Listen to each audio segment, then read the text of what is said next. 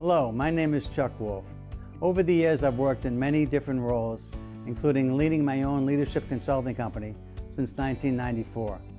I've worked for and with some of the best companies and universities in the world, and have had the opportunity to work with government officials, military organizations, and public and private schools. I'm a leading expert and pioneer in emotional intelligence. Since 2009, I've been a volunteer hosting a radio show I created called The Emotion Roadmap: Take the Wheel and Control How You Feel. I really enjoy making a difference in people's lives. The show is on award-winning community radio station, WPKN in Bridgeport, Connecticut. In recent years, Simsbury Community Television has been sharing my shows on their station and on YouTube. My sincere hope is that everyone who watches regularly will learn how to use the Emotion Roadmap in their own lives by listening to people who call in to get help with challenges at work, home, and in communities. To learn more, go to www.emotionroadmap.com. If you have a comment or question, email me at cjwolf@cjwolf.com. Thank you and enjoy the show.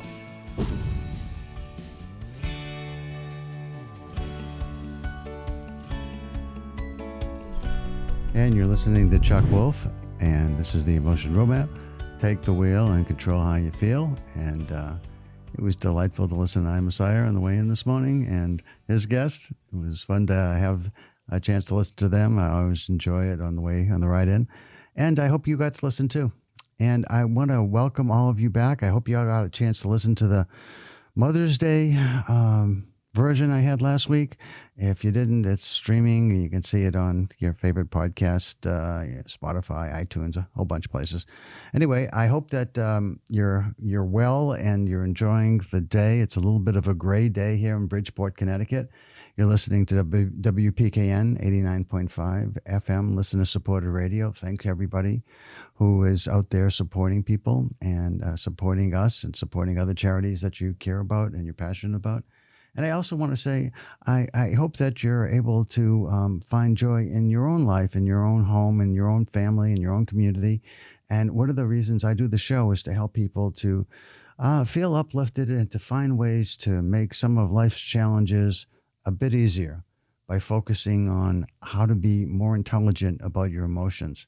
This whole idea of being emotionally intelligent, that particular goal is what I've been working a long time for. And I'm having some really nice successes with some client work I do. And I want to share a little bit about the client work just to give you an idea of things that you might be doing as you listen. As a professional and an expert in the field of emotional intelligence and leadership development, I often am in a place where I feel like I've got something to offer people that I think's pretty valuable. And one of the ways that I love doing this is doing this radio show, because I get people to call in who are, stuck. They're uncertain how to proceed around different challenges they're facing. Sometimes circumstances just put you in a spot where there really isn't a right choice, if you will. There's just some choices are better than others. And it's hard to decide once in a while especially when it doesn't impact just you, but it impacts other people. And it's difficult to make some decisions and know that they're going to impact somebody emotionally in a way that is hurtful, even when it's necessary. The idea of someone having to lay someone off, for instance, it's not so hurtful, I don't think, if you're being laid off or laying somebody off for performance. That's one thing. But if just your company is struggling with their organization's performance, and as a result of that, you can't afford to keep people on board that have really worked hard and done everything you've asked them to do. Boy, that's challenging emotionally. It certainly was for me when I found myself internal in a company and had to lay people off. It was really difficult, and I really had a hard time emotionally dealing with that at times.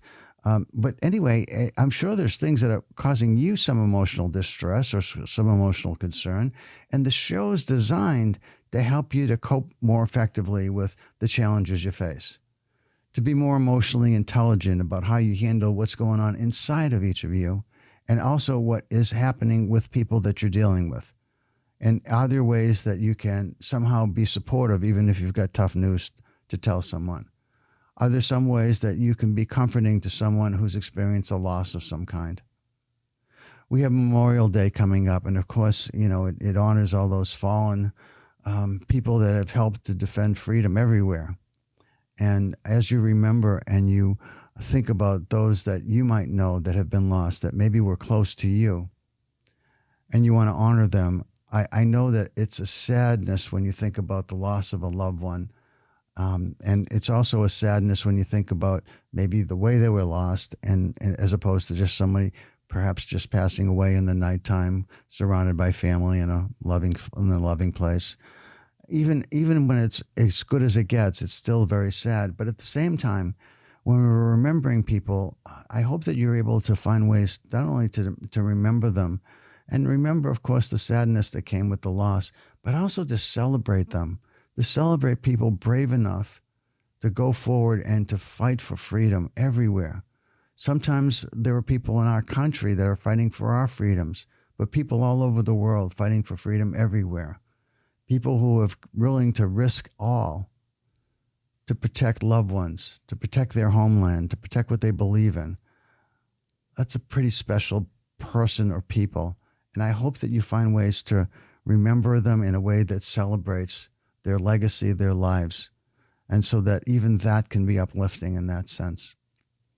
So hopefully you find ways to find your own roadmap, if you will, to turning life into a positive adventure.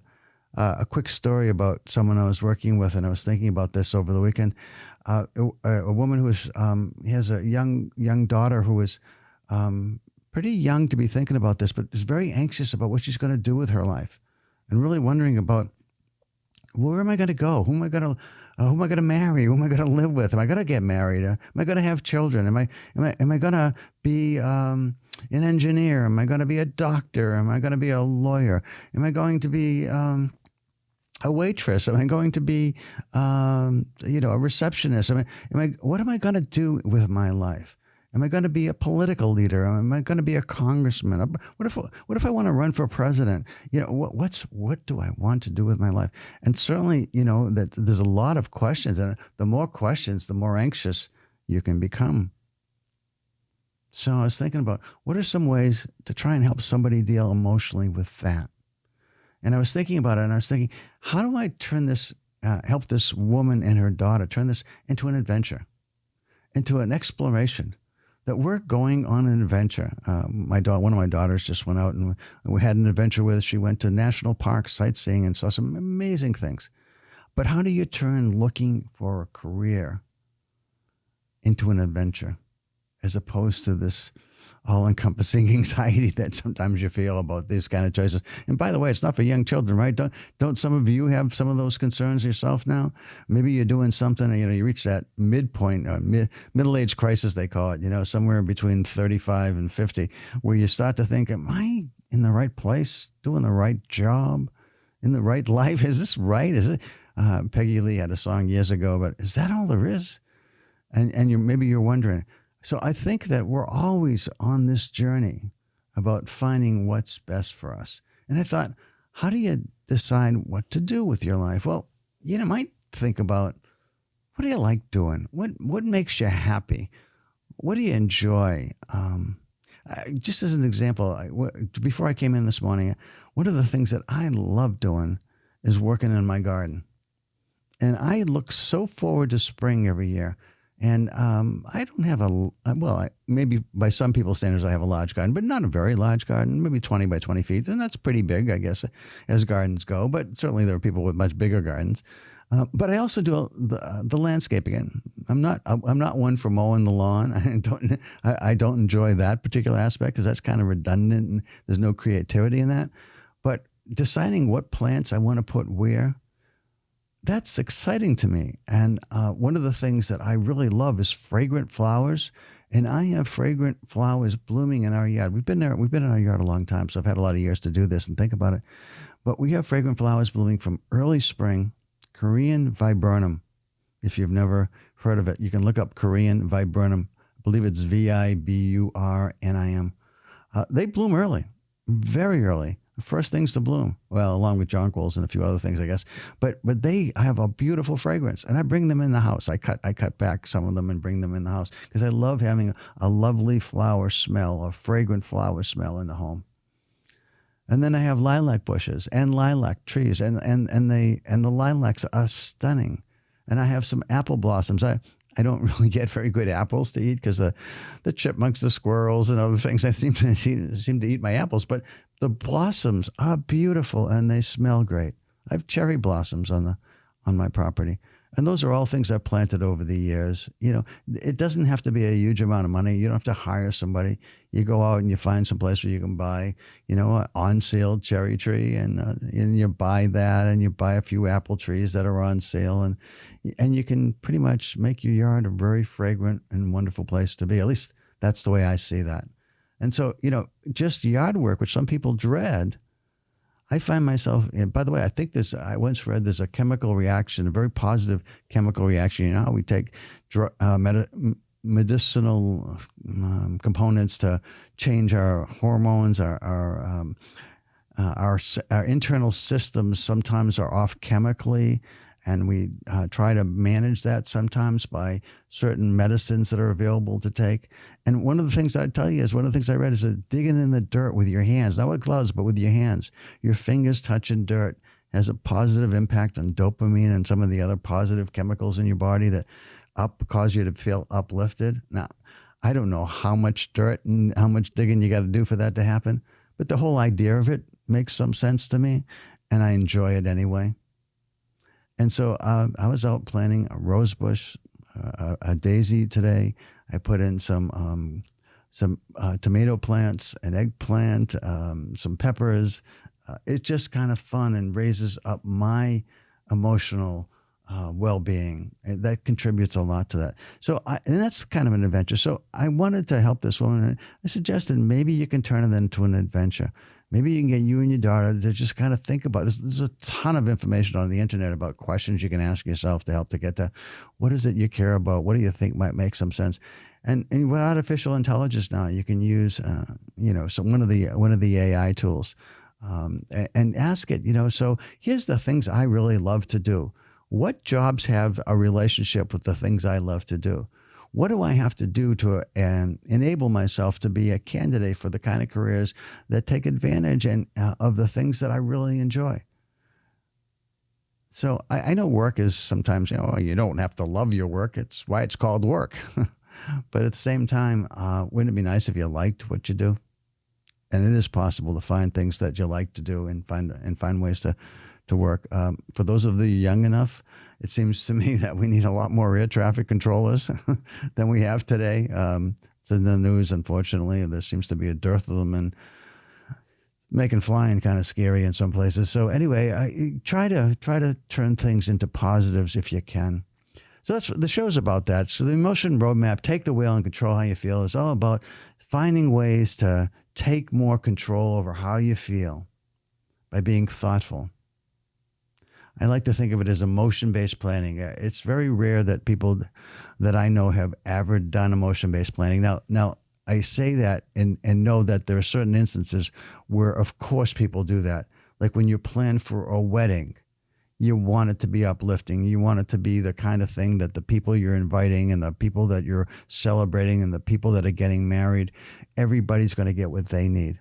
I've got a caller, and it looks like an old friend. Hello, this is Chuck Wolf. You're on the air. Who am I talking to, please? You're talking to me, Chuck. Hey, Lou. How you doing? I love what your show thus far, and I'm thinking about different things that stop us from entertaining the idea or the concept of emotional intelligence. Yeah, well, let me just stop you for a second and just say, this is the guy that got me on the radio all those years ago, 16 years ago. Lou Pomalis was the guy that said, Chuck, why don't you do a show where you have people call in? It's great to hear from you, Lou. Well, it's good. Thank you, very welcome, and thank you for mentioning that. I always knew. First of all, let me just say that I was your student once. Yeah. And the very first thing that when I walked into the class and you started the class, the very first thing I said to myself, this guy's got to get on WPKN. you know. Mhm. And Right. I recognized immediately the value of what you were talking about and how important it is. And I just want to share something with, especially with the men, us men. We tend to think that emotional intelligence, oh, that's for sissies. Who, I'm not going to be bothered with that. Well, don't let that stop you. And what you're sacrificing, in light of your feelings about it being for sissies, you're sacrificing good feelings. You're sacrificing feeling well about what you do and how you do it. And it's like anything else. It takes work. It takes a lot of work. And when you're not paying attention, you fall through the cracks and you say, oh, damn, I should have, pulled that tool out of my emotional toolkit and use it. Because sometimes we become subjective, excuse me. And we just think, oh, woe is me, I'm in pain, I hurt. And we forget to pull out some of those tools, like breathing exercises. I'm a big fan of that. When you're angry or when somebody cuts you off or you're emotionally pissed off or something. And, I start the breathing exercises, and that's the tone for me to be able to get back on track. And the same thing with emotional intelligence. Well, Lou, let me stop you and just say that, first of all, I'm glad you said pull it out of the emotional toolkit. I didn't know where you're going. So, you're also, Lou, you always had great insights. I'm actually working with a group right now it's a bunch of people that have come together. And one of the ways I like to teach people about emotional intelligence, and I was going to say this on the air anyway today, is to, when you listen to this show and you hear me talk to somebody about, hey, what if you thought about it this way? And what if you thought about how you wanted to feel instead of just with what you are feeling? And a lot of the men said, well, I'm not really good with feelings. This is groups of people in a workplace with this woman that wants to, educate everybody in her workplace. And a lot of the guys, just like you said, Lou, have a real hard time initially expressing themselves or wanting to think about how feelings are impacting their lives or how somebody else might feel or even how they're feeling themselves. They just want to just move on and not think about that. And yet some of them, one of the nicest things that's happened is when you have a group of people coming together and they start sharing their stories, like it was in the class that I was teaching that you were part of, where people start telling you about, hey, this is what I'm going through and this is how I'm dealing with it. And I said, well, have you thought about how you're feeling and how these other people are feeling? And what you might want to feel instead and what you might want them to feel and how you might get there? And all of a sudden, this is our third time together this past week. This is just yesterday, actually. And I'm glad I listened. Yeah, all of them are talking about it, Lou, and they're saying, you know what? I'm beginning to get how important this is to think about this stuff, and I'm going to start using it more because I can see how everybody else is using it, and I want to get on top of this and make this part of who I am too. So, I think you're right, Lou, to talk about that. I think it's tougher for men, but for everybody that's listening, I hope you understand that if you just stop and just are a little more thoughtful about how you're feeling and how you want to feel, and those that especially those you care about, you can make life so much better for everybody. And it works. Here's a quick example of how it works. You want to get a raise, and we've talked about this in class and in person as well. You want to get a raise. Your boss is ticked off. Do not ask him or her for a raise when they're like that. No, they're not mostly in someplace else, Right. Well, yeah, you want to pick your spots, right? If you want to get a promotion or a raise or something or some favor from your boss, don't do it when they're angry about something. Yeah, that's a simple example. Yeah, right. Emotional intelligence. Right, it is. You're right. Right. Listen, I'll let you go. I don't want to take up more of your time because probably other callers want to talk to you. But fellas, step up, man. Don't be afraid. I'm not a sissy, and I preach emotional intelligence. I talk about it all the time. So step up, fellas. Thanks a lot, Lou. It's so nice to hear from you. Have a good day. You too. Bye. Great to hear from you. Thanks for listening. Bye-bye. Bye-bye. What a nice treat. What a nice treat to hear Lou. Again, Lou was the guy that all those years ago in a class one time, he just said to me, he said, I love what you're doing with the students where you're just helping all of us to think about what's going on in our lives and how we might be more emotionally intelligent about what's happening. And Lou is right. I thought, Lou, when you first talked to me about this, I thought, I'd love to do it. actually had a radio show many years ago. It's another story for another time. But I thought I hadn't done this in a very long time, and then when I said to him, I think I'd love to do this, and he said, okay, let's see what happens. It took a while. It wasn't easy to get on the air. Lots of people want to have radio shows, and I thought, well, maybe it'll last a year or two, or maybe I'll be lucky and it'll be people really enjoy it and learn a lot, and it'll go 5 years. We'll see. This is the 16th year. So yeah, Lou's a smart guy. He saw something that had some potential, and it's been on the air for a long time. And lots of people, when they call into the show, do say some very nice things about the show, and they like to listen. So thanks again so much, Lou, for seeing what was possible and allowing this to happen. And so I do want to talk with you about, what is it that you might want to call and ask about. But I also want to encourage you that even if you're not, comfortable calling in, I realize it's not easy to call into a radio show with somebody you don't know and to on air say what's concerning you. And yet at the same time, it's an offer for some advice from somebody, that really has spent a lot of years learning about emotional intelligence. I'm so passionate, and I became so good at this. I say that humbly in the sense that I am really good at this. But the reason I became passionate and I became good at this is because I didn't start from a good place. I had some real challenges emotionally over the course of my lifetime. And I thought this science and understanding what I've learned about therapy and emotional intelligence, the science of emotional intelligence, and the chance to really understand how I can control more of my own emotions and be more successful in what I'm saying to myself and how I'm managing how I feel. And I can make life so much better, particularly for those who are around me, who live with me, for my children, for my wife, for my friends, my other extended family. Life can be so much better if I'm more thoughtful, more mindful of what I'm feeling and what I might say or do and how it's going to impact them. I think it's an amazing experience. What caused me to want to be really good at this and to be helpful to other people is because I felt I was very needy myself around some of these things, and have learned to be so much better because of it. And I want to share that passion with the world. I would love for people to know more about this. And so I encourage you, if you know other people that are listening to the radio show, to get together once every couple of weeks and just talk about what's happening in your life that you feel stuck, where you feel like you're uncertain how to proceed. And you want to go through these questions that this part of this roadmap. It sounds simple. This isn't easy to do, but it's easy to remember what the steps are. The steps start with what's going on and how are you feeling about it. So the first question is, how are you feeling? And if there's other key people involved, how is he or she or they feeling? Sometimes you're a leader of a large organization and you're dealing with lots of people.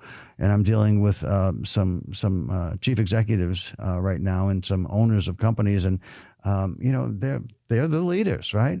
And they've got a lot of people that they're impacting. But there's only, when I say there's a lot of people you're impacting, you can't reach every single person.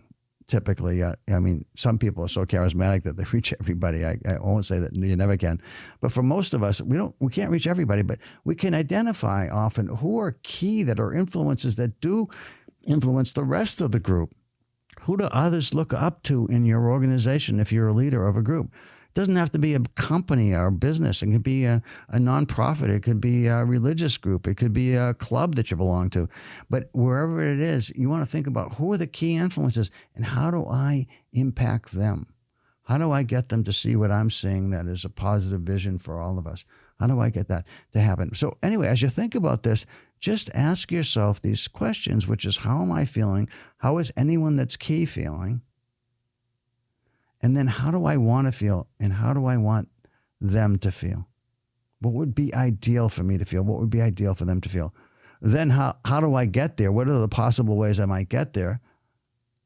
And then finally, what am I actually able and willing to do? Of the strategies I consider that's going to move me and others to these more ideal feelings, what is it that I'm really able and willing to do? And that's how it works. So again, if the whole concept of the radio show was to encourage people to call in and to share what's going on in your life, so that as I help you and I kind of step through, tell me how you're feeling. First, tell me what it's about. And let me make sure I understand what it's about. And let me just kind of repeat back to you a summary of what I heard, so that everybody else that's listening, as well as me, knows exactly what you're trying to do. And I say exactly because sometimes people, when they call in, it's kind of jumbled in your mind. So when you speak about it, it comes out a little bit jumbled. And I'm a very good listener, so I try very hard to help you to kind of clarify what you're feeling. That's step one. And then how are you actually feeling? And then how do you want to feel? What's ideal to feel? How do we consider possible ways to get there? And then which one of the ways we talk about are actually doable and something that you're very excited and willing to do? That's how it works. So if you've got something on your mind and you want to call in, I'm going to step back and stop talking for a minute and suggest, well, first, let me give you some examples, because sometimes if you're new to the show and you haven't listened before, you don't really know what the show's about and what you might call in about. So I'll do that in a second. But I also want to just always remember and recognize all of those of you that tune in regularly. And for those that don't know, again, I'm Chuck Wolf. This is the Emotion Roadmap. Take the wheel and control how you feel. The show's on the first and second Wednesdays of each month on WPKN 89.5 FM, listener-supported radio in Bridgeport, Connecticut. And it's also streaming on WPKN.org. And if you have a smartphone and you want to download the app, we've had apps in the past that haven't worked all that well. Been kind of frustrating, honestly. But the app that's out there now, it works really well. And so you can hear us anywhere, which is great. And also, for a lot of my shows, I put them on the streaming platform, and you can hear them later on Spotify. So if you happen to really like a show and think somebody should listen to it, you can probably find it on Spotify or iTunes within a few days of the show being aired. Okay, so if you want to call in and you got something you want to talk about, and it could be anything from a work-related item, if you're a leader of an organization and you're worried about engagement, I don't know if as a leader in your organization, if you're struggling with people not being fully engaged, you're not alone. Gallup, which is an organization that measures engagement all over the world, said that engagement is way down these days, way down. Across the world, by the way, not just in America or the United States or just big companies. Everywhere they're finding that engagement is low. Now, that doesn't mean your company is low. Maybe you're one of these unique individuals or groups or companies that has actually got people really committed. Lots of people really working hard to make you successful because they believe so strongly in what you do, and they feel supported and cared about by you, and they would do almost anything to help you to be successful in your world as a leader, in your organization, as somebody that may be an owner or at least someone who is a leader of a division or a team and so forth. But maybe you're struggling with that. And if you're struggling with that and you want to think about ways to do that, call me and we can talk about that. If you've got a difficult conversation coming up, whether you're the person who works for someone else and you want to have a conversation that's difficult with your leader or with a teammate or a vendor or a customer, call me and we can talk about it. And I think I can help you be more thoughtful and more emotionally intelligent around it. And while I'm helping you, I hope everybody that's listening who might have something similar going on is benefiting as well. And I encourage you all to think about at least once a week, what are some of the things I just dealt with this week that were emotionally challenging? And did I handle them as well as I could have? And what if I went through this process of asking, well, what was I feeling? What could I have felt that would have been more ideal? What was that other person feeling? What could have I tried to influence them to feel that would have made this better? I always think if I have a difficult conversation, I think of it in three parts. I think there's an opening where I set the tone. I sit down with somebody and I set the tone. I talk about what it is that I have to talk about that might be challenging to talk about. So that's the tough part. That's where I have to be highly focused and a little tense even emotionally to make sure what I'm saying is being heard in the way I'm intending it to be heard. Because even if the words are exactly right, the way I wanted the words to come out, how somebody's defenses act and filter what I've just said may mean that they're not hearing it the way I intended, and I might have to try something else to help them to understand that what I'm trying to say, even though they got the words right, they're catching a tone that isn't there, that's not present. And I want them to understand that And this is the way I want you to understand what I'm saying. I don't think I got it right this first time. Let me try it again. So that's the middle of the conversation. And then at the end, hopefully at the end, people are walking away feeling respected, appreciated, valued, and thoughtful. And then, obviously it depends on the conversation. One of the clients I have, when he had a conversation, he used some swear words. I won't use them. It's daytime radio, so I can't use them. But he just told somebody, if you do this again, if you don't do what I've asked you to do on a timely basis and be here on time with what has to happen, I'm gonna, and then he, whatever, swear words, and I'm gonna fire you. Because I need somebody in this job to do what I'm asking you to do. And I'd like it to be you, but it's not gonna be you if you keep not showing up. That's it. So how did he want that other person to feel? He wanted them to feel scared, fearful, but hopeful, because I do want it to be you. But you got to show up. And if you don't show up, it's not going to be you.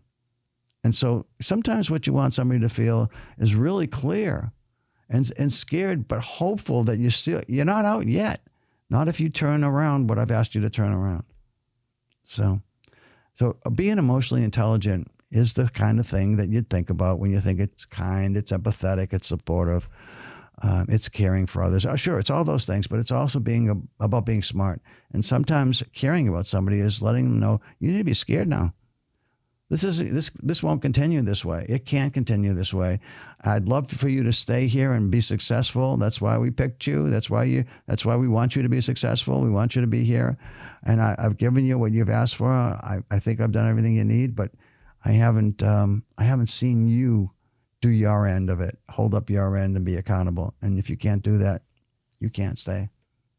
So that kind of message. So whatever the message at work you might need to give, hopefully it's one, though, you want to find some way that it's something seems like it's in conflict, but maybe there's a way to be collaborative. I can help with that. But also things at home, things where you might struggle with a daughter or a son, a mother-in-law, father-in-law, a partner or a spouse.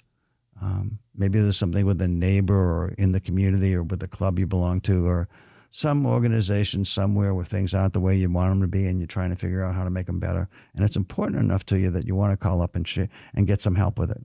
And by the way, your calling up and getting some help is a way to validate everybody that's out there listening and hoping to learn something. So I'm going to give you the number and sit back and let you talk. If you're willing to give me a call, I hope you do. If you got something at all that you're thinking about, don't wait. Don't hesitate. I got about 30 minutes I can be helpful to you. About 25, actually. 203-336-9756. 203-336-9756. So if you got something, I hope you don't go away. When I used to play music on the show, I used to play Neil Young's "It Might Have Been." It was a song about what somebody could have done but didn't do. So if you think you might be able to get some help from me, and I love helping people, then give me a call. Don't hesitate. 203-336-9756.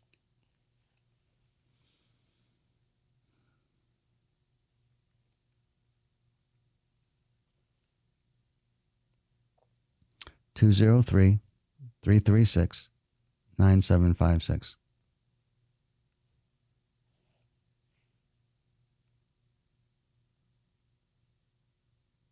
Again, I'll encourage you to give you another chance because I do hope that if you what I always find is that people are kind of thinking about things and thinking about, do I want to call? Am I going to get some help?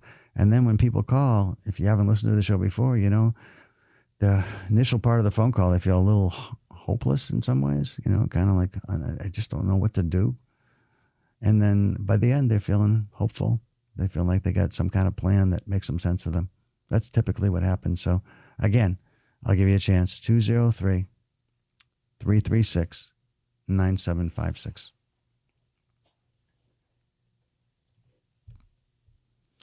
Okay, so I guess it's up to me to just regale you with stories of emotionally intelligent experiences. Here's another one for you to think about.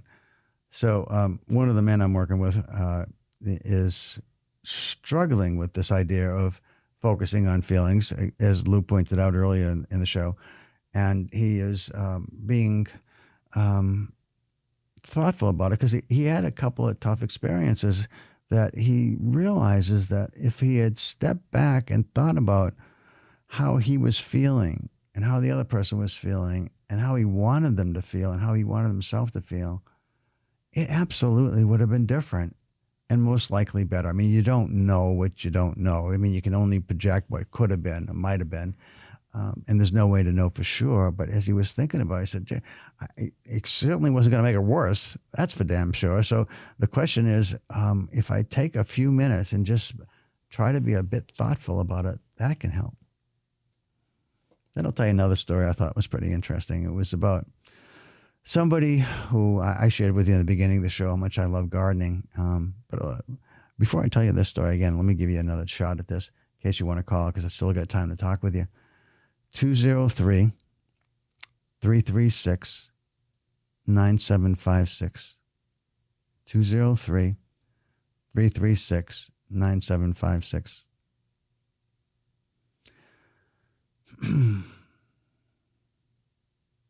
So this is an interesting story.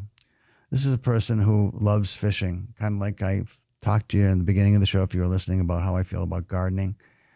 I love it, and it makes me feel great when I'm out there doing it. It's a lot of work, and it's good exercise, and it's different than just walking or hiking or walking on a treadmill and watching TV or something. Gardening is fun for multiple reasons, and one of the things, of course, is that things grow. It's fun to see things grow that you're nurturing and you're helping to grow. So that's fun. But this fellow loved to fish, and he took his boat out, and he found a spot that he was intending to go to that was empty when he got there, and it's a spot that he found that often he was successful in fishing. And he was there for about 30 minutes and caught a couple of fish, and life was good. It was really wonderful. And then all of a sudden, another boat came rushing up to where he was with lights on, bright lights, and, and a lot of noise, because it was a motorboat, and it was making a lot of noise because it was going really fast, and then stopped about 10 feet away from him. And it was a young guy. And he yelled out to him. He said, "How you doing? How's the fishing?" And it was like, and the fella who I was talking with said, "I knew from the moment that person got there that I wasn't going to catch any more fish. He should get everything away." And plus, you never do this. You don't. First of all, you don't go fast by somebody who's got a place out there, and you don't go just 10 feet away. I mean, you just don't do it. It's not boating adequate. And I knew that, and part of me was like really upset. And one of the, a bunch of stuff went through my mind, and I was thinking about this meeting that we're having, and about thinking about trying to be smarter about how I feel. And I said, he's just a young kid. He doesn't know. And if I say something, who the heck knows? Maybe we get back in dock, it'll be a fight or something. I don't want to go there. It's not going to change anything. And so he calmed himself down. He was able to do that. Not everybody can do this. But he was able to, and he just by thinking about it. And he just didn't say anything for a little while. And then the fellow asked him a question, and he answered the question. And then he decided, what the hell? And he started to talk with him. And they had a nice chat while he was out there. He didn't catch any more fish, but the dialogue and the conversation wasn't terrible. Wasn't what he wanted to do, but it was okay. And they both pulled in. They both left at about the same time, got back to the same dock where they had launched their boat. And they end up talking in the parking lot. And I'm thinking to myself, I said, I wonder, is there some way to let the kid know what he did was wrong without, ruining things and making things worse? And without my prompting him, he said, and I did have a chance to talk to him about what the experience was like for me when he came out the way he did. And, he listened to me, and you know what? He thanked me for telling. He said he was so sorry he didn't know, and he wouldn't do that again. And so, so just a little bit of learning. Again, it was a nice story and a nice way for people to understand, that this is something that it just feels right when you're able to control your emotions and be more thoughtful about them. And sometimes, not always, but sometimes the outcome is so much better than it would have been if you just acted impulsively on what you were feeling.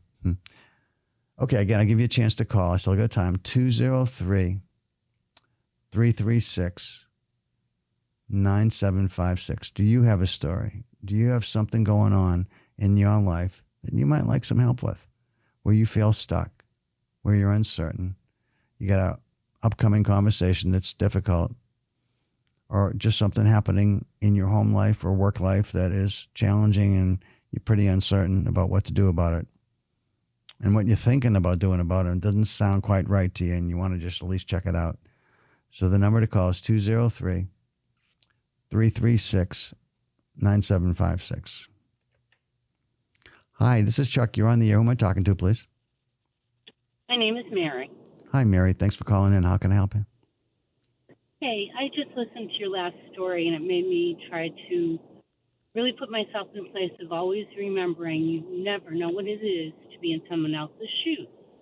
And quite a lot of emotional things are going on in my life where I have to now say to myself, be patient, think twice before you speak, because you don't know what's going on in somebody else's life, and in their shoes, they might be just needing to talk to somebody, or they needed that day of being out at the lake and fishing and dropping the line, only because they don't ever get any other place of peace.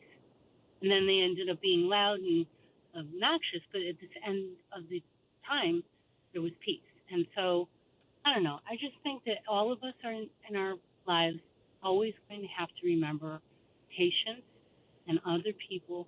You never know what they're going through.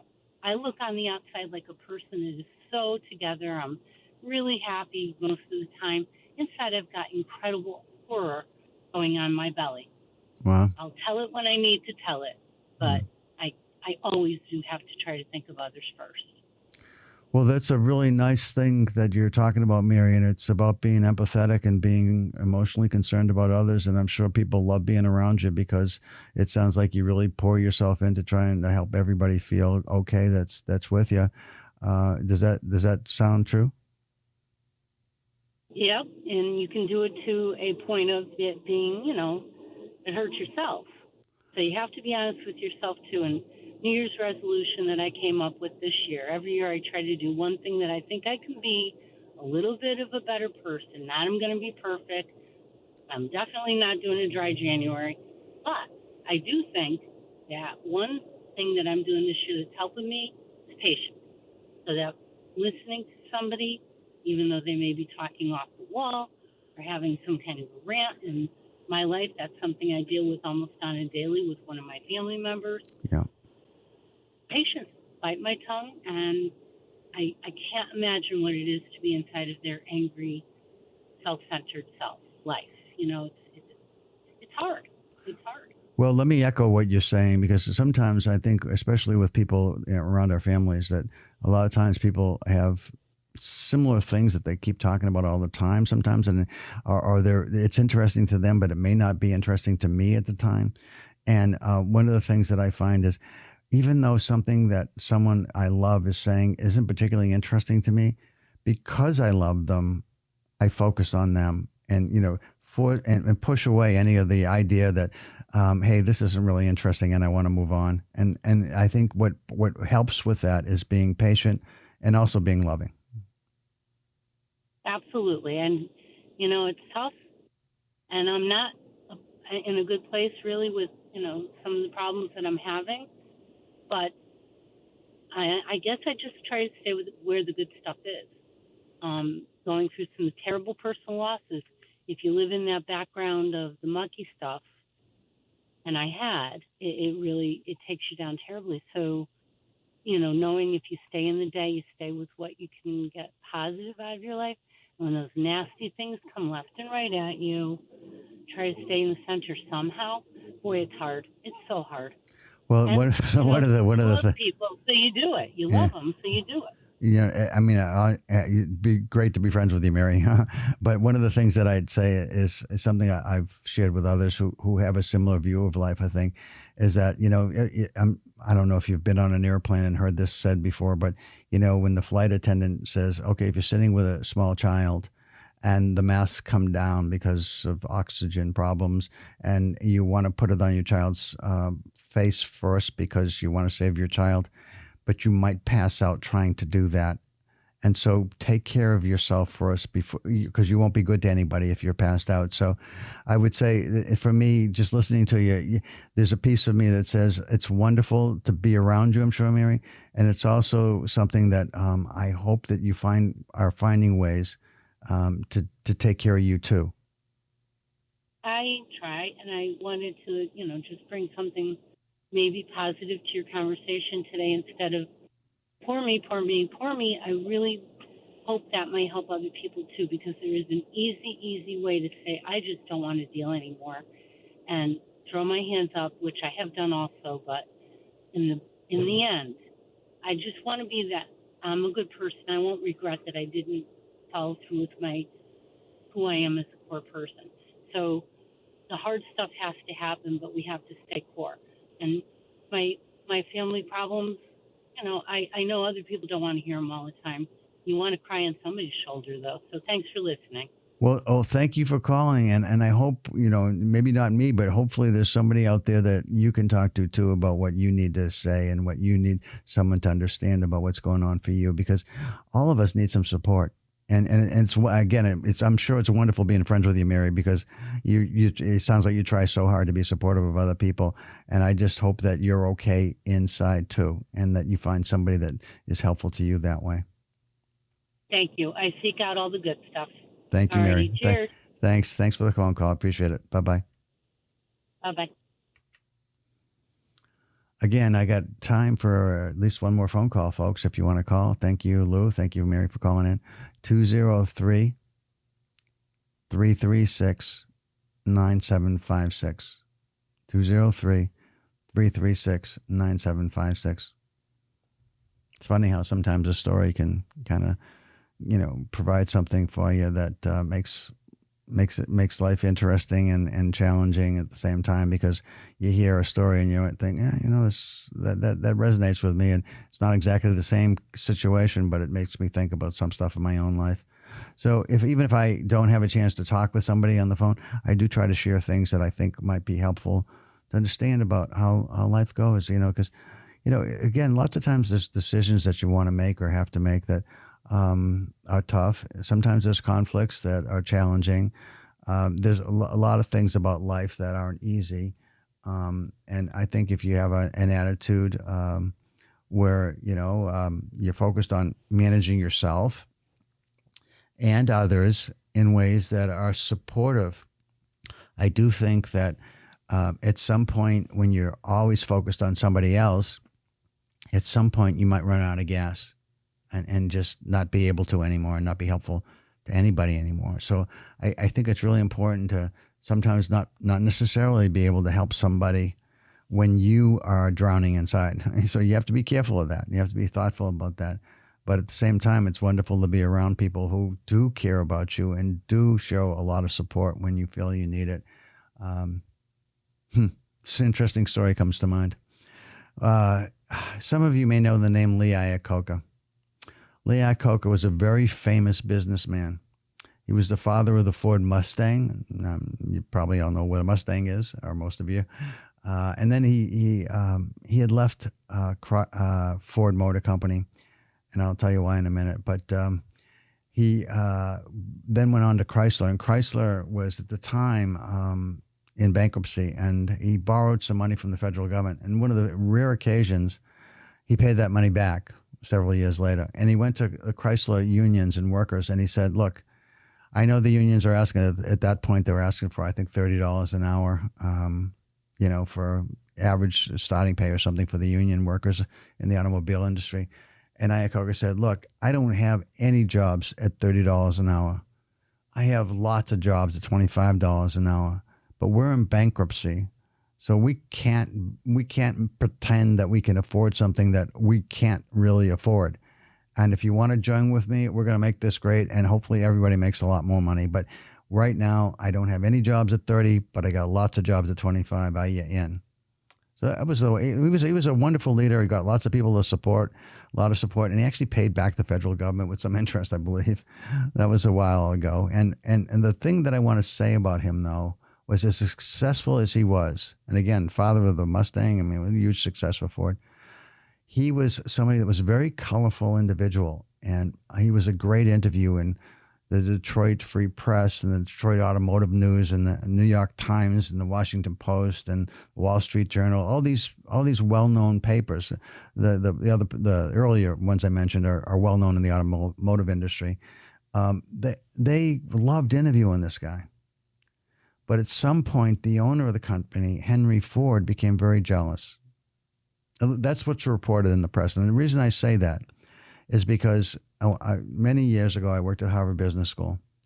And when I worked there, I worked for an absolutely wonderful man, a genius, one of the smartest men in the planet ever, about organization behavior and about how individuals behave. And I had the great fortune of getting to work directly for him as a research associate. He was actually got one of those grants, if you know about them, the MacArthur Genius Grant. You get a bunch of money to take a year off and just do anything.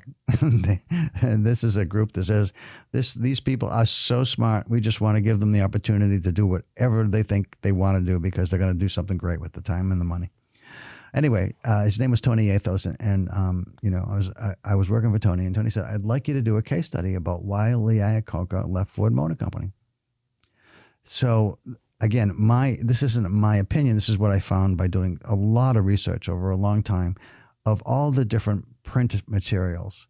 And what I garnered from the print materials was that at one point, Henry Ford said something. He swore when he said it, but he also said, my name is blank on the building.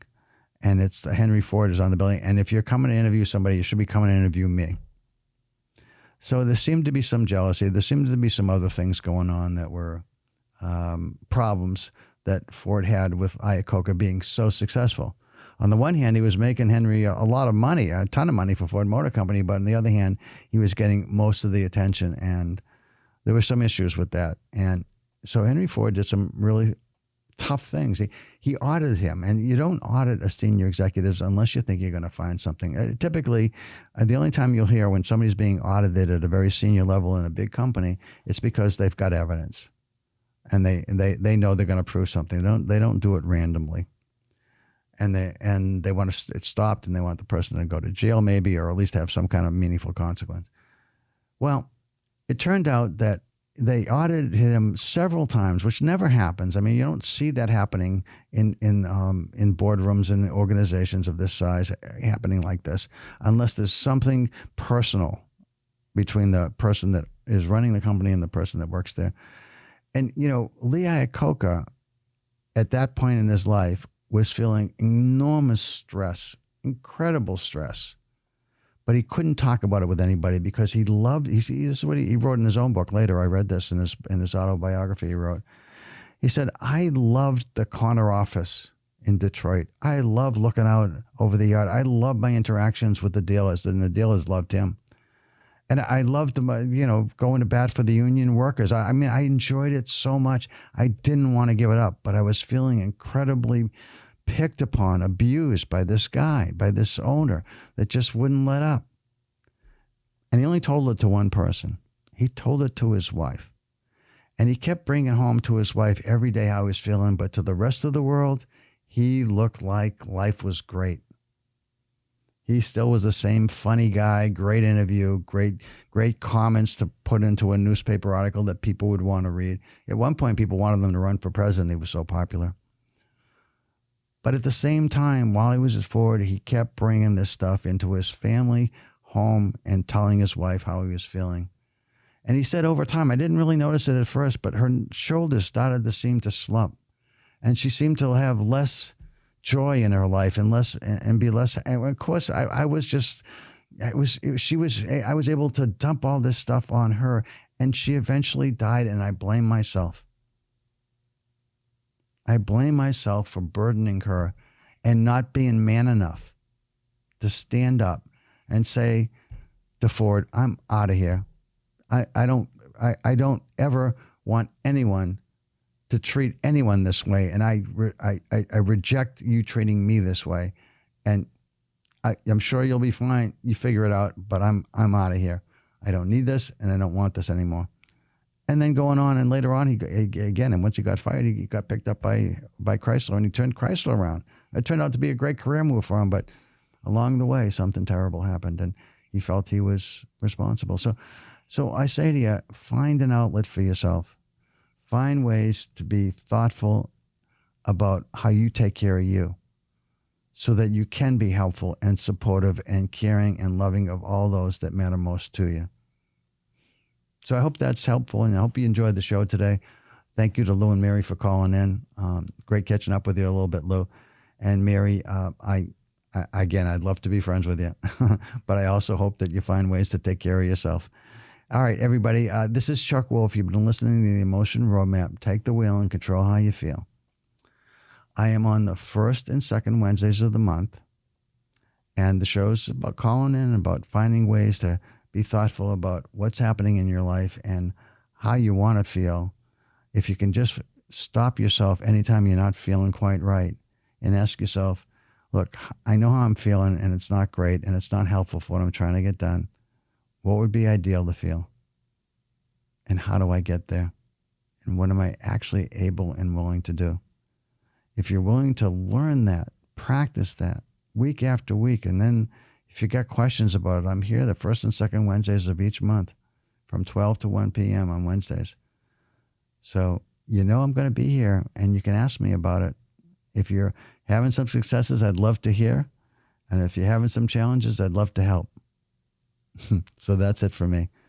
Have a great month. I'll be back the following month, and wish you a wonderful rest of the May, and talk to you in June. Bye-bye now.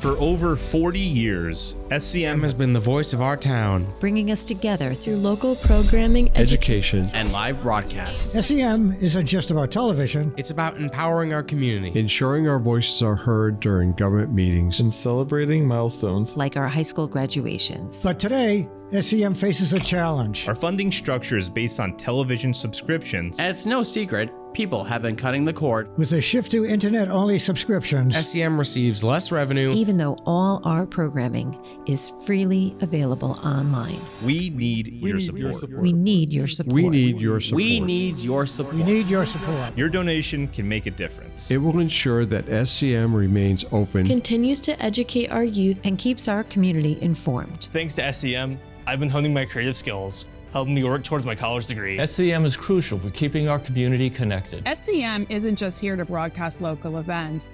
They're actually preserving Simsbury's history. Join us. Join us in preserving Simsbury's voice. Simsbury's voice. Together we can ensure that SCM continues to thrive for generations to come. Visit our website or scan the QR code on your screen to make your donation. Every contribution counts. Thank you for supporting Simsbury Community Media, where your town, your schools, and your government come together.